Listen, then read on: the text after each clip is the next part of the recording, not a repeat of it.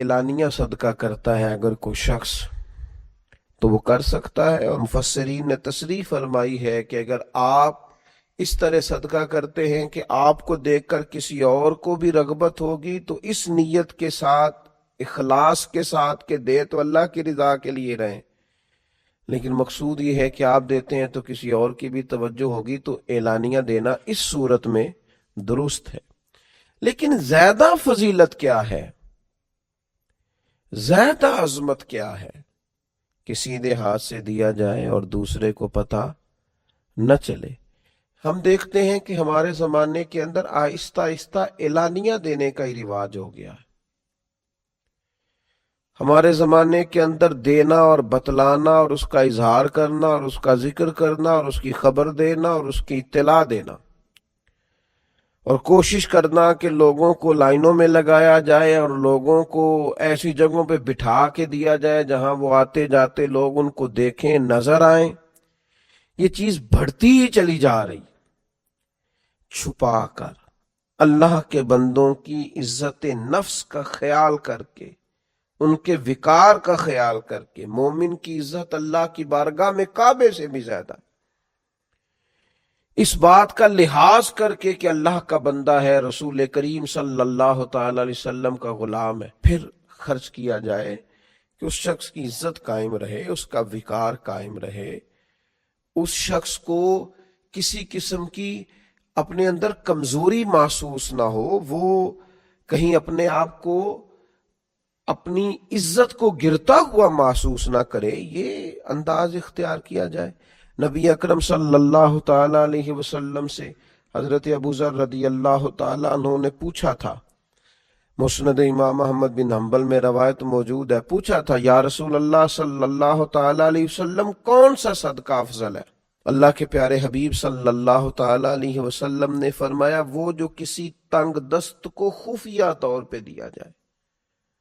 بندہ تنگ دست ہے، مجبور ہے، ضرورت مند ہے، لیکن اسے چھپا کر دیا جائے تو یہ سب سے افضل صدقہ ہے۔ مسند احمد میں بھی اور طبرانی میں بھی یہ روایت موجود۔ اور دوسرا، حضور علیہ الصلوۃ والسلام نے فرمایا ایک شخص زیادہ مالدار نہیں ہے، خون پسینے کی محنت کر کے کمائی کر کے لاتا ہے اور اس میں سے بھی وہ کچھ نہ کچھ اللہ کی راہ میں صدقہ کرتا ہے، تو یہ سب سے افضل صدقہ ہے۔ یہ بھی سب سے افضل صدقہ ہے اگر وہ کسی کو دیتا ہے، لیکن خفیہ طور پر تھوڑا سا چھپا کر، لوگوں کی عزت کا خیال کر کے۔ ہمارے ہاں تو عجیب رسم چلی ہے کہ ہم یہ سمجھتے ہی نہیں کہ کسی کو چھپا کے دینے سے روحانی اطمینان کتنا ملتا ہے، کسی کو دے کر چپ کر جانے سے اللہ تبارک و تعالی بردباری کتنی عطا کرتا ہے، کسی کو دے کر خاموش ہو جانے سے اللہ تبارک و تعالی صحراؤں کی وسعت اور دریاؤں کی گہرائی جتنا حوصلہ عطا کر دیتا ہے۔ انسان اپنے چھوٹے سے قالب کے اندر، اپنے دل کے اندر کتنی وسعت محسوس کرتا ہے، اس نے اللہ کے بندے کو دیا ہے اور پھر وہ خاموش ہو گیا، پھر اس نے اجر اپنے اللہ پہ چھوڑ دیا ہے، اس نے پھر جزا اپنے مالک سے لینی ہے، یہ ارادہ کر لیا۔ یہ چیز انسان کو طاقتور کرتی ہے، ذہنی طور پر، قلبی طور پر، فکری طور پر اسے مضبوط کر دیتی۔ آپ دیکھیے یہ حدیث بھی مسند احمد میں اور ترمذی میں حضرت انس بن مالک رضی اللہ تعالیٰ عنہ سے مروی ہے۔ نبی اکرم صلی اللہ تعالیٰ علیہ وسلم نے ارشاد فرمایا کہ اللہ تعالیٰ نے زمین پیدا کی تو وہ ہلنے لگی، اللہ تبارک و تعالیٰ نے پہاڑ پیدا کیے اور پہاڑوں کو زمین پہ رکھ دیا تو زمین ٹھہر گئی۔ فرشتوں کو پہاڑوں کی شدت اور قوت پر تعجب ہوا کہ اتنی طاقتور چیز ہے پہاڑ، تو انہوں نے عرض کیا ہمارے پروردگار کیا تیری مخلوق میں پہاڑوں سے بھی کوئی طاقتور چیز موجود ہے؟ تو اللہ تعالیٰ نے لوہے کو پیدا کر دیا، پہاڑوں کو کاٹ ڈالتا ہے۔ پھر متعجب ہوئے فرشتے، اے اللہ اس سے بھی کوئی طاقتور چیز ہے؟ اللہ تعالیٰ نے آگ کو پیدا کیا جو لوہے کو پگھلانے لگی۔ پھر فرشتوں نے پوچھا اے مالک اس سے بھی زیادہ کوئی طاقتور چیز ہے؟ اللہ تبارک و تعالیٰ نے پھر پانی کو پیدا کیا جو آگ کو بجھانے لگا۔ مالک اس سے بھی کوئی طاقتور چیز ہے؟ تو اللہ تبارک و تعالی نے پھر ہوا کو پیدا کیا، تو فرشتے عرض کرنے لگے مالک اس سے بھی کوئی طاقتور چیز ہے؟ تو اللہ تبارک و تعالی نے ارشاد فرمایا ہاں ہے۔ کون ہے؟ تو فرمایا وہ انسان جو دائیں ہاتھ سے صدقہ دیتا ہے اور بائیں کو خبر نہیں ہوتی، بڑا طاقتور ہے، یہ پہاڑوں سے طاقتور ہے، لوہے سے، آگ سے، پانی سے، ہوا سے طاقتور، یہ مضبوط ہو جاتا ہے اگر چھپا کے صدقہ دیتا۔ اگر اللہ کے بندوں کو دے کے پھر یہ چھپاتا ہے، پردہ ڈالتا ہے اور اپنا اجر اپنے اللہ سے لینا چاہتا ہے تو یہ طاقتور ہے۔ آپ سخی ہیں، لیکن اگر طاقتور سخی بننا چاہتے ہیں، آپ اللہ کے بندوں سے نیکی کرتے ہیں، آپ اللہ کی مخلوق کے خیر خواہ ہیں، لیکن اگر طاقتور خیر خواہ بننا چاہتے ہیں، آپ درد دل رکھتے ہیں لیکن اگر طاقتور درد دل والے بننا چاہتے ہیں، اللہ کے حبیب علیہ السلام نے نسخہ ارشاد فرمایا ہے نا، پھر چھپا کے صدقہ کریں، پھر اللہ کے بندوں کو دیں، لیکن یہ تصویر سازی، یہ فوٹو بازی، یہ لائنیں، یہ سڑکوں کے اجتماع، یہ چیزیں، ان سے تھوڑا سا اپنے آپ کو بچائیں۔ اللہ تبارک و تعالیٰ نے کچھ انسانوں کو مالدار بنایا ہے اور کچھ کو اللہ تعالیٰ نے غریب، فقیر اور مسکین بنایا۔ اللہ تعالیٰ کی یہ تقسیم اس کی حکمت پر مبنی ہے۔ اب مالک کریم نے یہ فیصلہ فرمایا کہ وہ جن کو اللہ نے اپنے فضل سے مالدار کیا ہے وہ اپنے غریب، مسکین اور کمزور مسلمان بھائیوں کا خیال رکھیں۔ اور اسلام کا حسن دیکھیے، اسلام کا کمال دیکھیے کہ رب تعالیٰ فرماتا ہے تم خرچ کرو گے مسکین پر، غریب پر، اور وہ قرض دو گے تم اپنے رب تعالیٰ کو۔ خرچ اس پر کرو گے اور قرض اپنے رب تعالیٰ کو دو گے۔ ارشاد فرمایا من ذا الذی، کون ہے وہ جو اپنے رب کو اچھا قرض دے، جو اپنے رب کو اچھا قرض دے، قرض حسنہ دے، فَيُضَاعِفَهُ لَهُ، اور پھر اللہ تبارک و تعالیٰ اسے دونا کر کے واپس کرے گا۔ اللہ اس کے لیے وہ قرض جب واپس کرے گا تو رب دونا دے گا، ڈبل عطا فرمائے گا، اور وَلَهُ أَجْرٌ کریم، اور ان کے لیے جو ثواب ہے وہ عزت والا ہے۔ صدر الافاضل سید نعیم الدین صاحب مراد آبادی رحمۃ اللہ علیہ فرماتے ہیں کہ یہ دیکھو کریم کا کرم کہ خود اپنے بندے کو مال عطا فرما رہا ہے، پھر خود ہی فرما رہا ہے کہ تو مجھے قرض دے۔ اور یہ عین انسان کے مزاج اور فطرت کے مطابق بات کی کہ تم مجھے قرض دو۔ جب کوئی انسان کسی کو ویسے کوئی چیز دیتا ہے تو اس کا خیال ہوتا ہے شاید واپس ملے نہ ملے، لیکن جب قرض دیتا ہے تو اس کا خیال یہ ہوتا ہے کہ یہ ضرور مجھے واپس ملے گی۔ تو فرمایا چونکہ تمہارے مزاج ہیں، تمہاری طبیعت ہے، تمہاری فطرت ہے، تم سمجھتے ہو کہ قرض ہمیں ضرور واپس ملے گا، لہذا تمہارا رب تمہیں کہہ رہا ہے کہ تم مجھے قرض حسنہ دے دو، اپنے غریب بھائیوں پر، مسکینوں پر، کمزوروں پر خرچ کرو اور اپنے رب کو قرض حسنہ دے دو، رب تمہیں ڈبل کر کے واپس عطا کرے گا، اور جو اجر دے گا وہ عزت والا دے گا، جو تمہیں ثواب عطا فرمائے گا وہ اکرام والا اللہ تمہیں ثواب عطا کرے گا۔ نبی پاک صلی اللہ تعالی علیہ وسلم نے نا انفاق کی تعریف کی، اللہ کے راستے میں خرچ کرنے کی۔ جب تک امراء، مالدار لوگ خرچ نہیں کریں گے غرباء پر، مساکین پر، طلباء پر، فلاحی کاموں میں، دینی کاموں میں، جب تک وہ خرچ نہیں کریں گے تب تک معاملہ آگے نہیں بڑھے گا، تب تک وہ سارے منصوبہ جات جس سے کہ غریب کا بھلا ہونا تھا، جس سے دین کو مضبوط ہونا تھا، جس سے دین کی اشاعت ہونی تھی، وہ سارے منصوبے آگے نہیں بڑھیں گے۔ اس لیے نبی کریم صلی اللہ تعالی علیہ وآلہ وسلم نے ارشاد فرمایا کہ تم خرچ کرو تاکہ تم پر خرچ کیا جائے، तुम अल्लाह के रास्ते में दो ताकि रब तुम्हें दे, दो उसके रास्ते में वो तुम्हें अता करे अपने फजल करम के साथ। अल्लाह तबारक व तआला के रास्ते में जब खर्च किया जाता है तो रब राजी होता है, फिर बंदे को और ज्यादा अता करता है। आप देखिए कि इस्लाम ने खर्च करने के बहुत सारे मौके बनाए और फर्दन फर्दन गरीब को अमीर के साथ जोड़ा, अमीरों से कहा कि गुरबा का हिस्सा निकालो, साल के बाद ज़कात का हुक्म दिया। हर वो शख्स जो साहिब निसाब है वो साल के बाद ज़कात अदा करे। रमजान मुबारक आया तो सदका फित्र को रखा गया ताकि जो गुरबा हैं, मसाकीन हैं, वो भी ईद की खुशियों में अमीर मुसलमानों के साथ शामिल हों। फिर जब फसल का मौका आया तो उशर रखा गया ताकि गरीब भी तुम्हारे गल्ले में, तुम्हारे अनाज में, तुम्हारी गंदुम में, तुम्हारे चावल में, तुम्हारी सब्जी में शरीक हो जाए। हर मौके पर उनको याद रखना, उनको साथ मिलाना। कुर्बानी रख दी गई और कुर्बानी भी जब रखी गई तो अमीर पर रखी गई। उसका फलसफा भी यही है कि अमीर कुर्बानी करेंगे और गरीबों तक उसका गोश्त पहुंचाएंगे। मेरे रसूल करीम सल्लल्लाहु ताला अलैहि वसल्लम ने ये खूबसूरती के साथ एक को दूसरे के साथ जोड़ा। अब होता क्या है?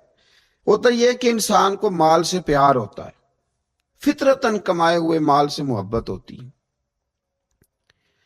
इंसान बसा औकात ये समझता है कि बड़ी मुश्किल से तिनका तिनका करके, मेहनत करके, जद्दोजहद करके मैंने ये माल जमा किया है तो अब मैं दे दूं। एक लंबा अरसा तक मैंने परदेश काटा, मुश्किलात बर्दाश्त की और मैंने कई रातों के रत जगे इस काम के नाम की, और आप आज अगर माली तौर पर मैं मजबूत हुआ हूं तो क्या मैं ये माल दे दूं? तो देखिए, इस्लाम एक रूहानी मजहब है। इसकी तालीमात आफाकी हैं। ये हमें बतलाता है कि सिर्फ फैसला वो ना करो जो तुम्हारी आंखों से नजर आ रहा है। कुछ चीजें ऐसी हैं जो रब तुम्हें अपने फजल से दे रहा है और तुम्हारी जाहिरी आंखें उन्हें देख नहीं रही।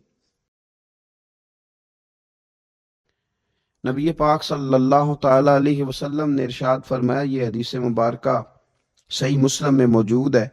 हजरत अबू हुरैरा रदी अल्लाह ताला अन्हु फरमाते हैं, देखिए हुजूर सल्लल्लाहु ताला अलैहि वसल्लम ना बात करके मुख्तसर जुमलों में कैसे आगे बढ़ते हैं। करीम महबूब फरमाने लगे, याद रखना सदका देने से माल कम नहीं होता। अल्लाह अकबर। आपको तो मैसेज आ गया बैंक से कितने पैसे कम हो गए। आपने तो जो गिन के दराज में रखे थे उसमें से लाख में से आपने तो 5,000 दे दिया, तो आपको तो पता है वो 95 रह गया है। लेकिन ये सही मुस्लिम के लफ्ज हैं। हुजूर फरमाते हैं, सदका देने से माल कम नहीं होता। कायनात के सबसे सच्चे, खरे, सादिक और अमीन महबूब अलैहिस्सलाम ने फरमाया कि सदका देने से माल कम नहीं होता। हकीमुल उम्मत मुफ्ती अहमद यार खान साहब नईमी रहमतुल्लाह ताला अलैह इरशाद फरमाते हैं कि किसान जब उसने ना बीज की बोरियां भर के रखी हुई होती हैं, तो जब वो जा करके बीज डालता है ना खेत के अंदर, तो बज़ाहिर तो वो बोरियां खाली करके आता है, लेकिन पता तब चलता है कि जब एक एक बीज पर फिर कई कई गुना दाना लगता है। आया तो वो खाली करके था, लेकिन अगर थोड़ा सा वो गहराई के साथ देखे तो उसने तो कमाल कर दिया। अब तो उस पर बेशुमार दाने लग गए। तो हुजूर अलैहिस्सलाम ने फरमाया, सदका देने से माल कम नहीं होता, और फरमाया माफ करने की वजह से अल्लाह बंदे की इज्जत में इजाफा कर देता है, और फरमाया जो अल्लाह की रिजा की खातिर झुक जाए अल्लाह उसे इज्जत अता कर देता। सदका देने से माल कम नहीं होता।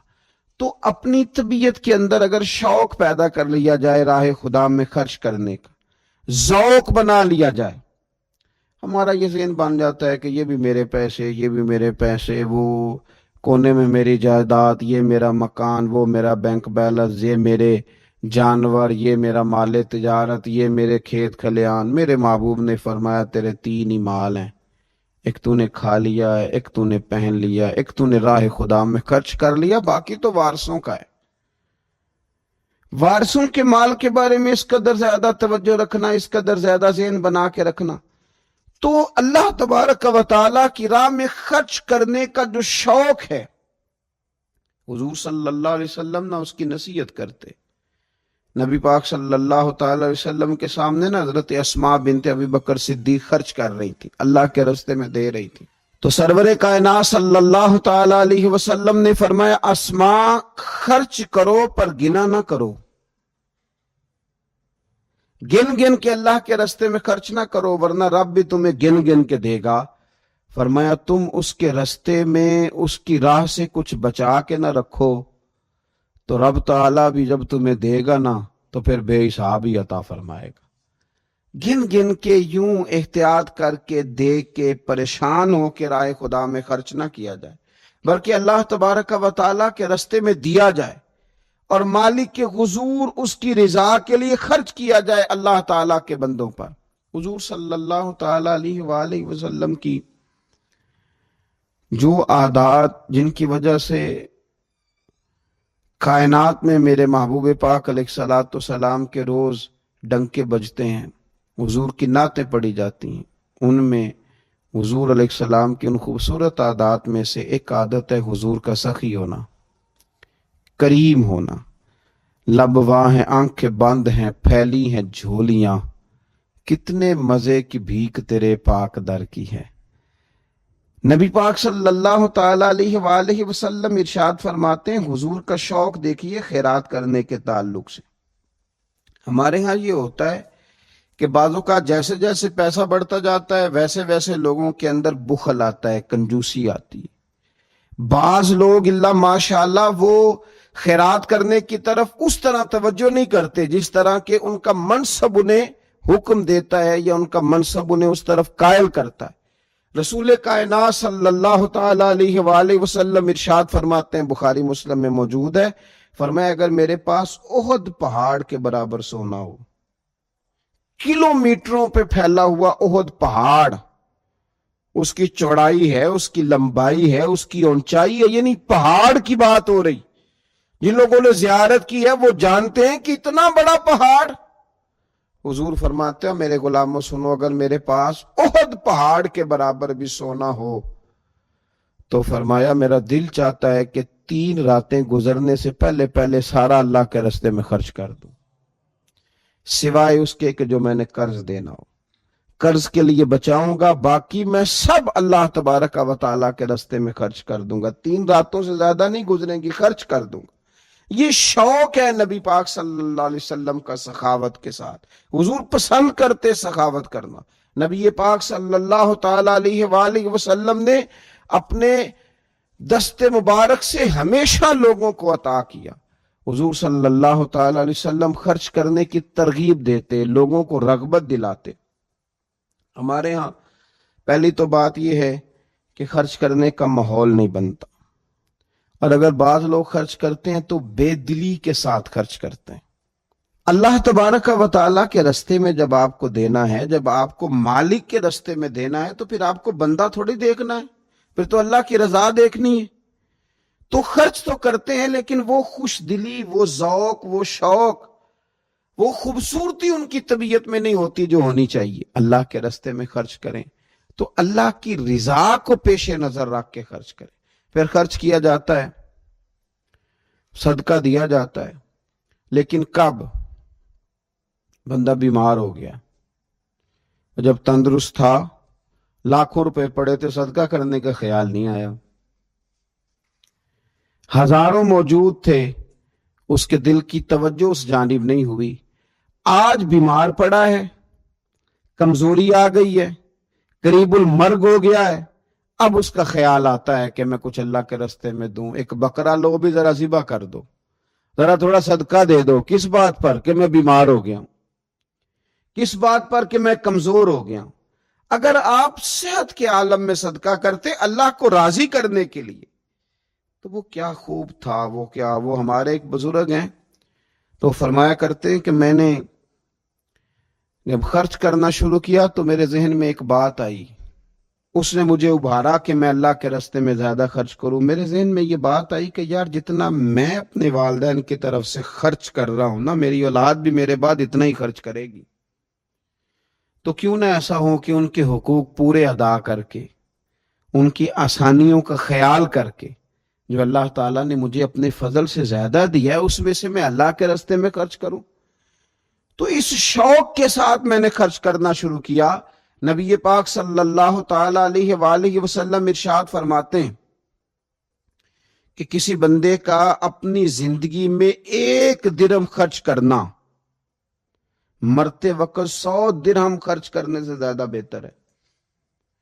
زندگی میں 1 درہم دینا مرتے وقت، یعنی عین بیماری کے عالم میں جب تو خرچ کر رہا ہے تو وہ تو 100 خرچ کرے گا درہم، اور تندرستی میں، صحت میں تو نے 1 خرچ کیا تو اللہ تعالیٰ اس 1 کا ثواب تجھے اس وقت سے زیادہ عطا فرمائے گا.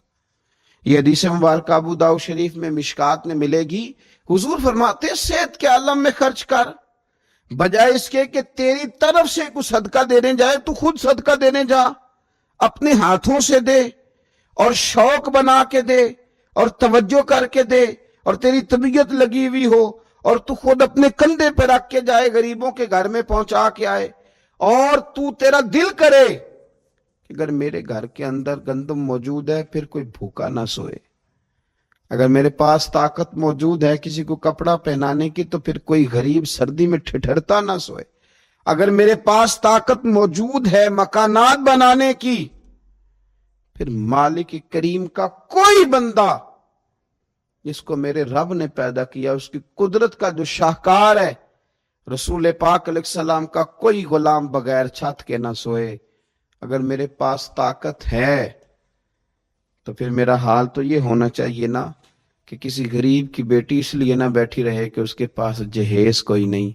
یوں نہ ہو کہ میرے گھر کے اندر تو آدھا کھانا کھایا جائے اور آدھا ضائع کیا جائے، لیکن بہت سارے لوگ ایسے ہیں جو رات کو ترس ہیں کہ کچھ مرضی کا من پسند مل جاتا تو پیٹ بھر کے کھا لیتے.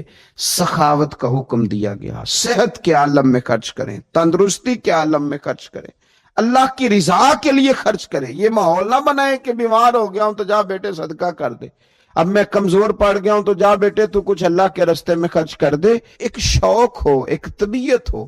نبی پاک صلی اللہ تعالی علیہ وآلہ وسلم کی پیاری زوجہ، ذرا یہ انداز بھی دیکھیے گا، حضرت سیدہ عائشہ صدیقہ رضی اللہ تعالیٰ عنہ فرماتی ہیں کہ ہم چونکہ حضور کی ازواج کثیر تعداد میں تھی تو کبھی نہ نبی پاک صلی اللہ علیہ وسلم سے کچھ سوالات بھی کرتی تھی، اور اس سوالات کے اندر محبت چھلکتی تھی، محبت میں ایک دوسرے سے آگے بڑھنا چاہتی تھی. حضرت عائشہ صدیقہ رضی اللہ تعالیٰ عنہ فرماتی ہیں کہ ہم نے عرض کی یا رسول اللہ صلی اللہ تعالیٰ علیہ وسلم، ہم میں سے سب سے پہلے آپ سے آ کے کون ملے گا؟ اس سے مراد ہے وصال کے بعد سب سے پہلے ازواج مطہرات میں آپ سے کون آ کے ملے گا؟ تو حضور صلی اللہ علیہ وسلم نے فرمایا لمبے ہاتھوں والی. مشکات میں حدیث موجود ہے، بخاری میں موجود ہے. حضرت عائشہ صدیقہ کہتی ہیں حضور نے فرمایا وہ جو لمبے ہاتھوں والی ہے نا، میری اہلیہ، میری زوجہ، مومنوں کی ماں، وہ ملیں گی. تو کہتی ہیں حضرت سودا رضی اللہ تعالیٰ عنہ کے ہاتھ لمبے تھے، قد بڑا تھا، تو ہماری نظر یہ تھی کہ حضرت سودا کے بارے میں حضور نے فرمایا کہ وہ ملیں گی. لیکن کہتی ہیں کہ وہ تو ہمیں بعد میں پتہ چلا جب حضرت زینب رضی اللہ تعالیٰ عنہ کا وصال ہوا تو سمجھ آئی کہ لمبے ہاتھوں سے مراد ہاتھوں کا لمبا ہونا نہیں، صدقہ اور خیرات زیادہ کرنا. وہ لمبے ہاتھوں والی تھی، مومنوں کی ماں، خرچ کرتی تھی، خیرات کرتی تھی. شارحین حدیث نے لکھا ہے کہ وہ اپنے ہاتھوں سے کھالے رنگتی تھیں پھر بیچتی تھیں، اپنے لیے نہیں. ان کا نان نفقہ تو حضور کے ذمے تھا، اپنے لیے نہیں. ان کو تو صحابہ کرام علیہم رضوان وہ ساری ذمہ داریاں حضور کے بعد بھی ادا کر رہے تھے جو حضور سید عالم صلی اللہ تعالی علیہ وسلم کے حقوق رب تعالیٰ نے رکھے. لیکن وہ اپنے دست مبارک سے محنت کرتی، کھالے رنگتی، اور اپنی اولاد پر، مسلمانوں پر خرچ کرتی. ان کا شوق تھا تو کریم محبوب علیہ السلام نے فرمایا یہ مجھ سے سب سے پہلے آ کے ملیں گی. حضور کے بعد ان کا وصال سب سے پہلے ہوا حضرت زینب رضی اللہ تعالی عنہا کا. او بھائی اس میں بھی ایک لطیف اشارہ ہے, اس میں بھی ایک خوبصورت اشارہ ہے کہ حضور کا قرب پانے کے لیے سخی ہونا بھی ضروری ہے. رسول پاک علیہ السلام کی بارگاہ ناز کے قریب ہونے کے لیے سخاوت کا مزاج ہونا بھی ضروری ہے. انسان کے دل کا, اس کی طبیعت کا, اس کے مزاج کا سخی ہونا ضروری ہے, اس لیے کہ اس نے رسول پاک صلی اللہ تعالی علیہ وآلہ وسلم کے قریب جانا ہے. اعلیٰ حضرت بریلوی رحمت اللہ تعالی نے لکھا ہے, فرماتے ہیں اللہ کے محبوب علیہ الصلوۃ والسلام اچانک مسجد میں تشریف لائے اور نماز کا وقت ہو گیا. اقامت کہہ دی گئی. سرور کائنات صلی اللہ تعالی علیہ وسلم نے نا اقامت کہی جا چکی تھی, پر حضور باوجود اس کے گھر چلے گئے. تھوڑی دیر کے بعد واپس آئے. اب ظاہر ہے صحابہ کے دلوں میں سوال تھا کہ اقامت ہو چکی تھی, حضور کہاں تشریف لے گئے؟ تو حضور نے فرمایا میں مسجد آیا تو میرے دل میں خیال آیا کہ گھر میں تو چند دینار پڑے ہوئے, تو میں نماز پڑھانے سے پہلے گیا ہوں, انہیں اللہ کے راستے